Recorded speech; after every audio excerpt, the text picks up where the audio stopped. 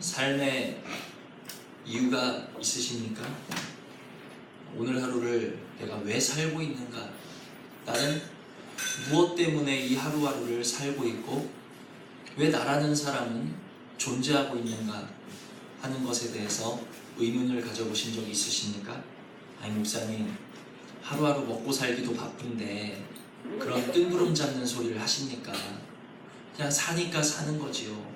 마지못해서 사는 거지요. 아니 이 땅에서 잘 먹고 잘 살기 위해서 사는 거지요. 이렇게 대답하실 수 있을지도 모르겠습니다. 그런데 사실 우리가 왜 사는가 혹은 무엇을 위해서 살아가는가 하는 것은 대단히 중요한 문제예요. 정확한 목표가 없는 삶은 방향을 잃은 것과 같다는 거예요. 방향이 정확히 정해져 있어야, 분명한 삶의 목표가 있어야 그 목표를 향해서 우리는 똑바로 나아갈 수 있는데, 삶의 목표가 없이 이유가 없이 그저 되는 대로 하루하루 산다라면 우리의 삶은 그저 오늘 하루 내가 잘 먹고 등 따시고 배부르기만 하면 그만인 그냥 짐승의 삶과 별반 다를 바 없을 것입니다. 왜 구원받은 하나님의 자녀들을 하나님께서는 이 세상 가운데 남겨두셨을까요? 분명히 우리가 예수의 이름을 믿음으로 구원받은 신앙의 고백이 있는데, 이러한 신앙의 고백이 있는 하나님의 자녀들을 왜 죄 많고 문제 많고 괴로움이 그치지 않는 이 세상 가운데 우리를 남겨두셨을까 궁금하지 않으십니까? 저는 이런 생각을 한 적이 있어요. 정말 내게 예수를 믿어서 구원받은 믿음이 있다면 에녹이나 엘리야처럼 즉시로 하늘로 이렇게 들려 올라가게 하시면 얼마나 좋을까. 그런데 왜 이 땅에 남아있게 하셔서 때로는 죄를 보게 하시고 혹은 내가 죄를 짓게 하시고 괴로움을 당하게 하시고 또 남을 괴롭게 하는 이러한 삶의 굴레 속에서 고통하게 하시는가 참 궁금할 때가 있었습니다. 예수를 믿어서 내가 구원받고 또 예수를 믿음으로 나와 내 가족이 구원받는 그 가장 큰 삶의 목표를 이미 우리가 이루었다라면, 그 목표를 이루고 난 뒤에는 우리가 무엇을 위해서 살아가셔야 되겠습니까? 나는 무엇을 위해서 살아간다, 정확하게 말씀하실 수 있는 분 이 시간에 계십니까? 내 삶의 목표는 이것입니다, 자신 있게 말씀하실 수 있는 분 있으십니까? 아마 이런 질문 받아보셨을 거예요. 당신은 구원받았습니까? 이런 질문들을 많이 하잖아요. 뭐라고 답하시겠습니까? 네, 구원받았습니다. 우리 모두 이렇게 답하실 수 있는 줄 믿습니다. 아멘. 예, 너무 감사한 일이에요. 그런데 당신은 구원받았습니까? 만큼 중요한 질문이 있어요. 그럼 구원받은 이후에 지금의 이 삶에서 당신의 목표는 무엇입니까? 삶의 목표가 있냐라는 거예요. 너무너무 중요한 질문입니다. 오늘의 본문 말씀은 바로 우리가 무엇을 위해서 살아가야지 하는 목표를 분명하게 말해주고 있다라는 것입니다. 무엇입니까? 우리는 우리의 삶을 통해 예수의 흔적을 남기는 삶을 살아가셔야 된다라는 것입니다. 아멘. 바울은 이후로는 누구든지 나를 괴롭게 하지 말라. 내가 내 몸에 예수의 무엇이요? 흔적을 지니고 있노라. 흔적. 그렇다면 내 몸에는, 바울은 바울이니까 예수의 흔적이 있었겠지. 오늘 저와 여러분의 삶에 예수의 흔적이 남아 있는가? 아주 중요한 문제예요. 우리의 삶의 목표가 오늘 예배를 통해서 정확하게 바뀌실 수 있는 은혜가 있기를 원합니다. 아멘. 내 삶의 목표가 그냥 하루하루 어쩔 수 없이 살고 마지못해 살고 육신을 위해 사는 그러한 삶이 아니라, 내가 이제 예수를 믿어 구원을 받았다면 구원에 합당한 열매를 맺는 삶이 나의 목표가 되어야 될 것이고, 예수의 흔적을 지니는 것이 나의 삶의 목표가 되어야 될 것이고, 내가 남아있는 자리, 내가 머물렀던 그 자리에 예수의 흔적이 새겨지는 것, 예수의 흔적이 나로 인해 증거되는 것, 전파되는 것, 그것이 우리 삶의 뚜렷한 목표, 목적, 삶의 이유가 되실 수 있는 은혜가 있기를 주님의 이름으로 축원을 드립니다. 아멘. 우리 예지 집사님이 지난 오후 예배 때 찬양하시면서 마지막에 이런 멘트를 하셨어요. 그리스도인의 오해라는 그런 멘트를 하셨는데, 무엇이 오해인가? 사람들은 종종 오해를 한다라는 거예요. 내가 옳다라고 여긴 일, 혹은 내가 참 좋다라고 여긴 일이 실상은 내게 있어서 화가 될 수 있고 저주가 될 수 있고 나아가서는 사망이 될 수도 있다. 아주 큰 오해라는 거죠. 또 내가 싫고 이 일만은 좀 피했으면 좋겠다. 저 사람은 정말 만나기 싫은데 내가 부딪히기 싫어했던 그 일이 실상은 나에게 있어서 내 영혼을 생명의 길로 이끌어주는 그러한 좋은 일.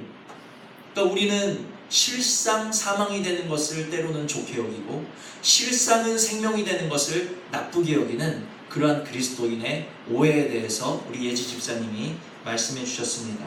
성경에도 비슷한 얘기가 있죠. 좁은 길로 가라. 좁은 문으로 들어가라. 예수님이 이렇게 말씀하셨어요. 좁은 문, 좁은 길은 그 길이 협착하여 찾는 사람이 적으나 그 길이 어떤 길이라고요? 생명의 길이라고 주님께서는 밝히 말씀하고 계시다라는 것입니다. 내 눈에 볼 때는 너무 좁아. 내 눈에 볼 때는 너무 협착해. 그 길 가고 싶지 않아. 그런데 알고 보니 그 길이 생명의 길이라는 거예요. 길에 대한 오해라는 거죠. 나는 넓은 길 가고 싶어. 사람들이 많이 찾는 길이 좋은 길 아니겠어? 아니 내 옆 사람도 저 길로 가는데 나는 왜 그 길로 가면 안 되는 거야? 나는 오늘 넓은 길 가고 싶은데, 나는 오늘 세상의 길 가고 싶은데, 쾌락의 길로 가고 싶은데, 정욕의 길로 가고 싶은데, 내 소견에 옳은 길로 가고 싶은데, 그러나 그 길은 결국 사망의 길이라는 것이죠. 우리는 이 오해에서 벗어나실 수 있는 은혜가 있기를 원합니다. 내 눈에 보기 좋은 것을 택하는 것이 아니라 실상 이 문제가, 이 사람이, 이 일이 나에게 무엇으로 작용하는가, 나에게 생명으로 작용하는가, 사망으로 작용하는가, 우리가 이것을 분별하는 것은 아주 중요한 문제일 줄 믿습니다. 이렇게 우리 예지 집사님이 오해라는 것에 대해서 말씀하셨어요. 저는 오늘 말씀드리고 싶은 것이 있습니다. 착각이에요. 착각. 우리 예지 집사님이 그리스도인의 오해에 대해서 말씀하셨다면 저는 오늘 그리스도인의 착각에 대해서 말씀드리고 싶다라는 것입니다. 사람들이 참 많이 착각하곤 해요. 나는 그리스도인이다. 내가 그리스도인이라고 착각한다라는 거예요. 왜 착각하는가? 교회를 오래 다녔기 때문에. 나는 모태신앙이기 때문에. 나는 예수님께 기도도 하고 예수의 이름을 부르기 때문에 나는 그리스도인이라고 착각하는 사람이 너무나도 많다라는 것입니다. 우리 사사기를 보십니다. 사사기. 중요한 장이기 때문에 한번 보도록 하시겠습니다. 사사기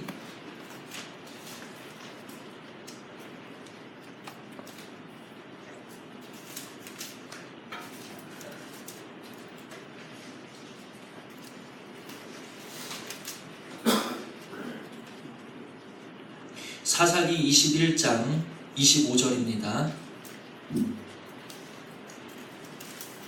사사기 21장 25절.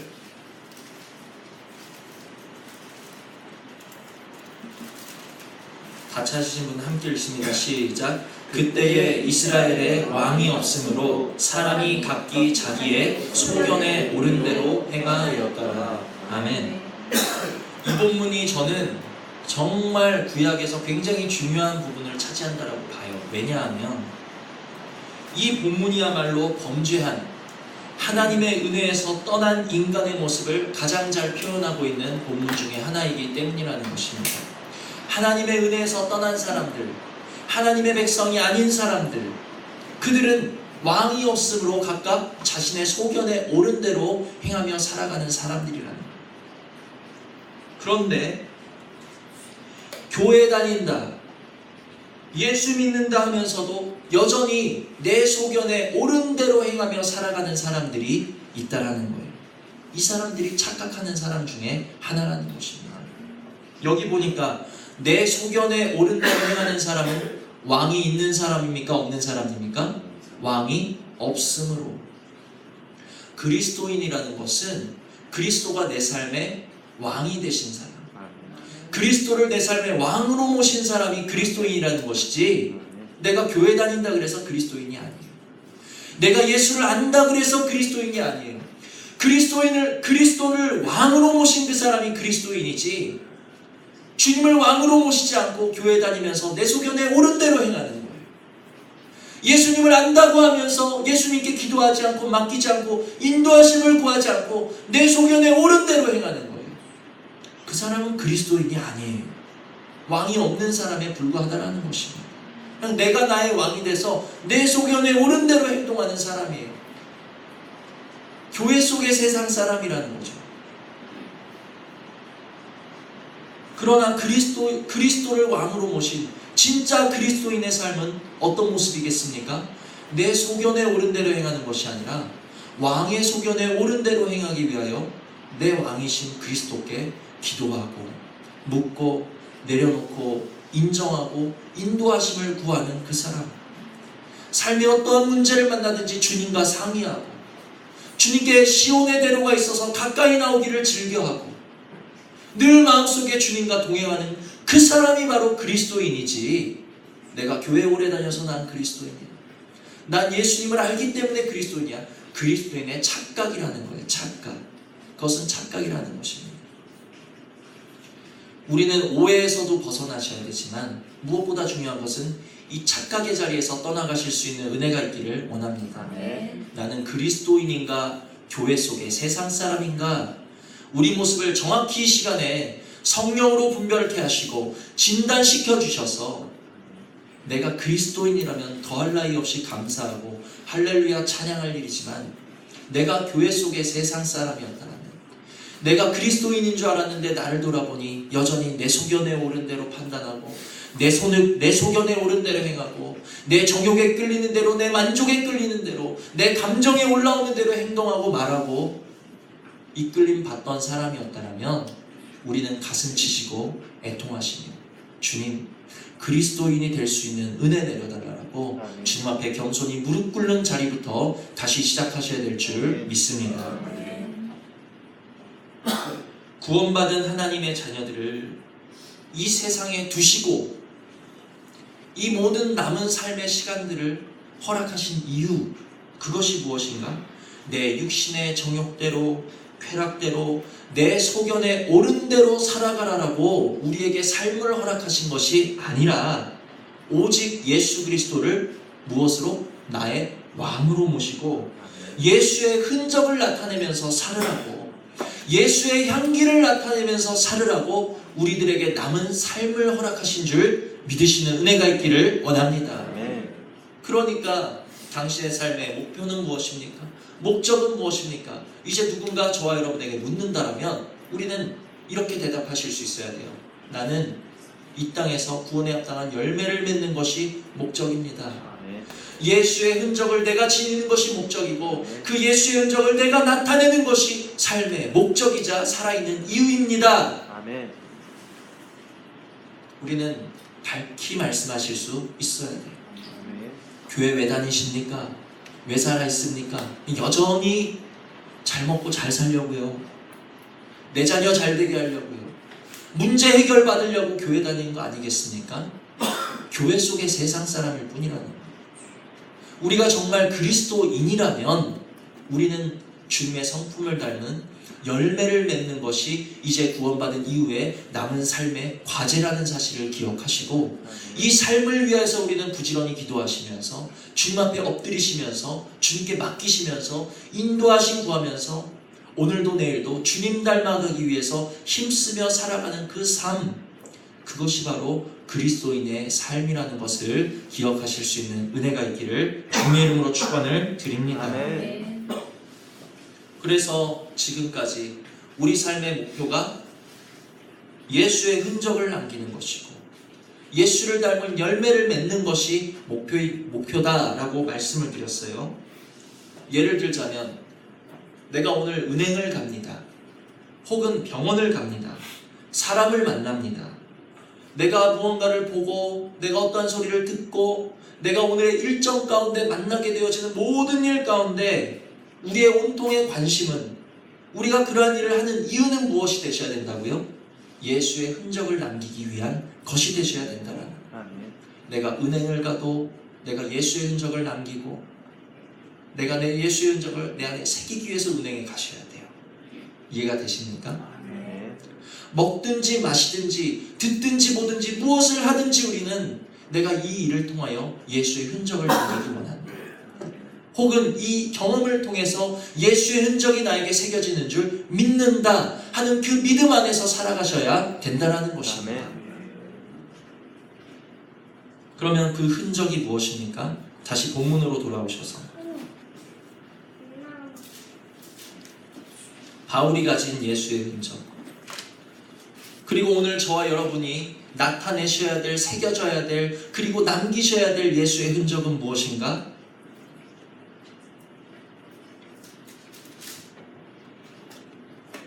우리 목사님이 이 본문으로 주일에 설교를 하셨는데 세 가지 흔적에 대해서 말씀하셨습니다. 첫 번째 십자가의 흔적, 그리고 두 번째 할례의 흔적, 세 번째 경건의 흔적. 이 모든 것은 갈라디아서 2장 20절 내가 예수와 죽고 예수로 인해 다시 산 사람만이 이 흔적을 나타낼 수 있다라고 그렇게 말씀을 전해주셨는데, 십자가의 흔적부터 다시 한번 살펴보겠습니다. 14절 보시면 바울의 흔적 중에 하나, 그러나 내게는 우리 주 예수 그리스도의 십자가 외에 결코 자랑할 것이 없으니. 바울은 무엇을 자랑했습니까? 십자가를 자랑하던 사람이었더라. 십자가를 자랑하는 사람. 나는 오늘 무엇을 자랑하는가? 바울이 자랑하던 그 십자가, 그 흔적은 부끄러이 여기고, 내가 예수 믿는 것이 부끄러워서, 세상 사람 앞에 예수 믿는 모습으로 나타나는 것이 부끄러워서 오늘도 십자가는 숨기고, 예수 믿는 흔적은 숨기고, 어떻게든 그들과 같아 보이기 위한 삶을 살고 있는가? 아니면 예수의 흔적 나타내기를 자랑스러이 여기고 있는가? 십자가는 무엇입니까? 내가 죽는 곳이 십자가예요. 내가 다시 사는 곳이 십자가인 줄 믿으시기를 바랍니다. 내 연약함을 내려놓는 것이 십자가요. 내 미련함을 인정하는 것이 십자가요. 나의 할 수 없는 것을 깨달아 알아서 주님께 내려놓고 맡기고, 나는 할 수 없으니 뒤로 물러나고 주님이 내 앞에 나가서 앞장서시고 행하시옵소서. 그것이 바로 십자가인 줄 믿습니다. 나는 죽고 주님이 사시는 삶, 나는 사라지고 주님이 나타나는 그것이 바로 십자가라는 거죠. 그 십자가의 삶은 누가 살 수 있는가? 갈라디아서 2장 20절 내가 그리스도와 함께 십자가에 죽었으니 그런즉 이제는 내가 사는 것이 아니요 오직 내 안에 그리스도 예수께서 사신 것을 믿는 사람의 삶은 십자가의 삶으로 갈 수밖에 없다라는 것을 기억하시기를 바랍니다. 바울이 남긴 삶의 흔적은 십자가의 흔적이었어요. 두 번째 바울이 남긴 삶의 흔적은 골로새서 2장 11절에 할례의 흔적이었습니다. 이 할례란 무엇인가? 마음가죽을 베는 것이 할례예요. 예레미야 4장 4절에 너희는 스스로 할례를 행하여 너희 마음가죽을 베고 나 여호와께 속하라. 할례라는 것은 이스라엘 민족이 태어난 지 7일 된 그 아이의 그 생식기 끝에, 그 남자아이의 생식기 끝에 껍질을 벗겨서 이 아이가 하나님의 자녀라는 것을 나타내는 행위, 하나님께 속한 백성이라는 것을 나타내는 행위였다라는 것입니다. 그러나 신약에 들어와서는 너희가 육신의 할례를 받았으므로 구원받은 백성이라고 착각하지 말아라. 육신의 할례를 받아야 되는 것이 아니라 너희 마음의 할례를 받아야 된다는 것으로 말씀이 전해지고 있다라는 것이죠. 너희가 손으로 하지 아니한 할례를 받았으니 곧 육적인 몸을 벗는 것이요 그리스도의 할례니라. 아까 할례는 여호와께 속한 것이라 그랬는데 그리스도의 할례는 누구에게 속하는 것입니까? 그리스도에게 속하는 것입니다. 내가 그리스도의 사람이라는 것을 분명하게 나타낼 수 있는 것, 말씀으로 내 삶에 목배임 당하고 말씀으로 내 마음가죽을 베고 내가 그리스도인으로서 살아가는 그 삶이 바로 마음에 받은 할례인 줄 믿으시기를 바랍니다. 그것이 바로 예수의 흔적이라는 거죠. 십자가의 삶이 예수의 흔적이요 마음의 할례를 받는 것이 예수의 흔적이요. 마지막으로 디모데전서 3장 16절에 경건의 흔적이 바로 예수의 흔적이라는 것인데, 경건은 무엇입니까? 예배 시간에 경건하고 조용하고 다른 사람 앞에 점잖은 그러한 모습이 경건인가? 그것은 경건의 부분이에요. 그것이 경건이 아니란 것이 아니에요. 그것도 경건입니다. 그러나 경건의 본질은 무엇인가? 예수 그리스도로 말미암아 행하는 것이 바로 경건이라는 거예요. 아멘. 왜입니까? 그리스도 자체가 경건의 비밀이요 경건의 능력이시기 때문이라는 거예요. 그래서 정말 예수를 마음에 품고 예수로 인해 살고 예수를 모시고 사는 사람들은 경건할 수밖에 없다라는 거예요. 그리스도인들을 보고 경건한 사람들이라고 말하는 이유가 여기 있다라는 것입니다. 이렇게 우리 삶의 목표가 바울이 남긴 것처럼 이러한 예수의 흔적, 십자가의 흔적, 할례의 흔적, 경건의 흔적을 우리 삶에 남기실 수 있는, 또 새기실 수 있는 그러한 은혜가 우리 모두에게 있기를 주님의 이름으로 축원을 드립니다. 아멘. 그러면 이제 주일의 예배를 통해 또 오늘의 예배를 통해 저와 여러분의 기도 제목이 어떻게 바뀌셔야 되겠습니까? 하나님, 이전까지는 내가 이 땅 살아가는 이유가 무엇인지 몰라 불분명하여서 내가 오늘 하루 먹고 마시는데 전전긍긍하는 삶을 살았다라면 이후로부터는 내 삶의 목표가 분명히 바뀌어졌어. 내가 예수를 닮아가고 내가 구원받은 데 합당한 열매를 맺으며 예수의 흔적을 남기고 새겨지는 것이 내 삶의 목적이요 목표요 이유 될 수 있도록 은혜 내려달라고 기도하셔야 되겠죠. 아멘. 누가 예수의 흔적을 남기는 자인가? 고린도후서 4장 7절, 우리가 이 보배를 질그릇에 가졌으니. 아멘. 내가 그래, 이제 오늘부터 나는 예수의 흔적을 남길 거야. 십자가의 삶을 살 거야. 예수의 향기가 될 거야. 빛이 될 거야. 내가 될 거야 해서 됩니까? 아니에요. 그 안에 예수의 능력이 있으셔야 된다는 것입니다. 아멘. 우리는 질그릇인데 질그릇인 우리 안에 보배이신 예수가 담겨 있어야지 그 질그릇이 깨졌을 때 무엇이 나타납니까? 보배가 나타나는 거예요. 아멘. 질그릇인 우리 안에 빛이 담겨 있어야지 우리가 깨졌을 때 무엇이 나타납니까? 빛이 나타나는 거예요. 향기이신 예수께서 우리 안에 담겨 있으실 때만이 옥합을 깨트릴 때 무엇이 나타납니까? 향기가 나타나 진동하는 것처럼 아멘.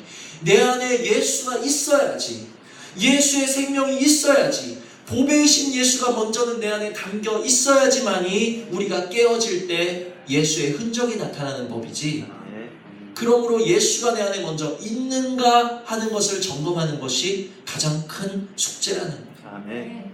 그러면 예수를 어떻게 하면 우리 안에 모실 수 있는가? 에베소서 3장 17절에 보니까 믿음으로 말미암아 그리스도께서 너희 마음에 계시게 하옵시고. 아멘. 무엇으로요? 믿음으로. 믿음으로 말미암아 누가? 그리스도께서 우리 마음에 계신다라는 거예요. 아멘. 아, 예수께서 내 안에 계셔. 살아계신 하나님의 아들이 내 안에 계셔. 십자가에 돌아가시고 다시 부활하신 주님은 지금 영으로 생명으로 내 안에 계셔. 그것을 믿는 사람은 그 안에, 그 질그릇 안에 보배를 가진 사람이라는 것을 기억하시기를 바랍니다. 아멘. 이 시간에 다시 한번 예수를 믿음으로 모셔드릴 수 있는 은혜가 있기를 원합니다. 아멘. 내 안에 예수가 계신 줄 믿습니다. 아멘. 내 안에 예수가 계신 줄 믿습니다. 아멘. 자, 우리 한번 따라해 보십시다. 내 안에 내 안에 예수가 예수가 계신 줄 믿습니다. 믿습니다. 아멘. 아멘. 이것을 정말 우리가 믿을 때 예수는 우리 안에 영으로 계신다는 거예요. 우리는 빈 그릇이 아니라 우리는 예수를 속에 품은 질그릇이 된 줄 믿으시기를 아멘. 바랍니다. 아멘. 자, 그러면 문제는 우리는 질그릇인데 이제 예수를 품었어요. 그럼 어떻게 하면 예수가 나타납니까? 질그릇인데 깨져야 되겠죠. 아멘. 이 육신이라는 질그릇이 깨져야 된다는 거예요.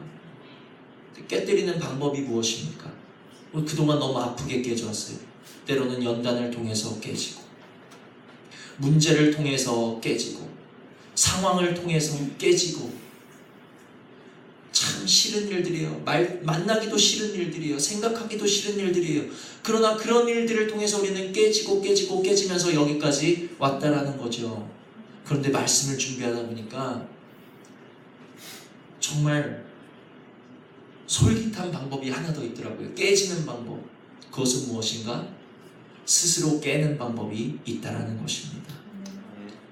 연단과 시련과 어려움은 외부적인 요인으로 나를 깨뜨리는 것이라면 스스로 깨는 것은 내가 자원하여서 깨지는 거예요. 무엇입니까? 바로 마리아가 향유 옥합을 가지고 와서 그 옥합을 깨뜨려 예수의 발에 부었던 것처럼 내가 스스로 깨는 거예요. 연단으로 깨지고 문제로 깨지고 아픔으로 깨지기 전에 스스로 먼저 깨지는 거예요. 스스로 깨뜨리실 수 있는 은혜가 있기를 원합니다. 그럼 스스로 깨는 방법이 무엇이겠습니까? 기도라는 것이죠. 기도예요. 기도. 얘들아, 여기 생명의 길로 향하는 좁은 문이 있다. 얘들아, 이 길로 가면 생명의 길이다. 좁은 길이다. 예수님이 우리에게 말씀으로 보여주십니다. 너희가 이 말씀을 믿으면, 행하면 너희는 구원 얻을 것이고 평강 얻을 것이고 기쁨이 삶에 충만할 것이다. 우리에게 소망을 보여주셨어요. 그런데 문제는 무엇입니까? 이 좁은 문으로 들어가면 생명의 길이라는 것을 아는데 열고 들어가지를 않는 거예요.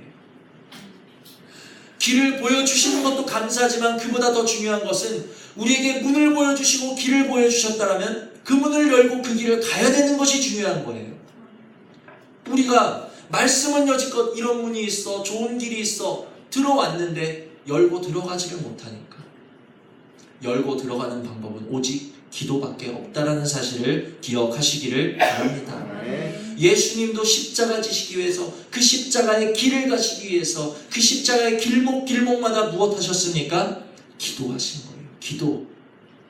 하나님도 당신의 일을 이루시기 위해서 기도하셨는데 오늘 내가 깨지기 위해서, 스스로 깨지기 위해서 기도하지 않고 어떻게 깨질 수 있냐라는 거예요. 내가 기도하지 않고 어떻게 좁은 문을 열 수 있겠냐라는 거예요. 내가 기도하지 않고 어떻게 그 길을 갈 수 있겠냐라는 거예요. 아무리 여러분 앞에 정말 주님의 말씀, 생명의 말씀, 진리의 말씀이 놓여있다 할지라도 그 말씀 붙잡고 내가 삶에서 기도하지 않으면 우리는 그저 그 좁은 문을 바라보는 자들에 지나지 않는다라는 것을 기억하시기를 바랍니다. 좁은 문 바라보다가 멀뚱멀뚱 바라보다가 그냥 어느 순간 나도 모르게 사람들 따라서 넓은 길로 가는, 사망길로 가는, 스스로 깨실 수 있는 은혜가 있기를 원합니다. 이미 우리에게는, 우리의 질그릇 속에는 예수가 담겨 있다는 거예요. 이제는 내 삶의 목표가 무엇이에요? 예수의 흔적을 나타내는 것, 예수님의 형상으로 비춰지는 것, 예수님 닮은 열매를 맺는 것이 우리 삶의 목표라면 우린 이제 깨지셔야 된다는 것입니다. 그런데 내가 깨지지 못함으로 문제로 깨시고 아픔으로 깨시고 연단으로 깨시기 전에 내가 깨는 거예요. 기쁨으로 깨는 거예요. 주님 발 앞에 나가서 기쁨으로 내 그릇을 깨는 거예요. 마리아처럼 무엇입니까? 기도로 깨시는 은혜가 있기를 원합니다. 그래서 우리 삶에 소망이라는 어떠한 그런 목표가 생기셨다면 그 목표로 향해서 한 발짝 한 발짝 실행하는 것은 무엇인가? 기도라는 사실을 기억하실 수 있는 은혜가 있기를 원합니다.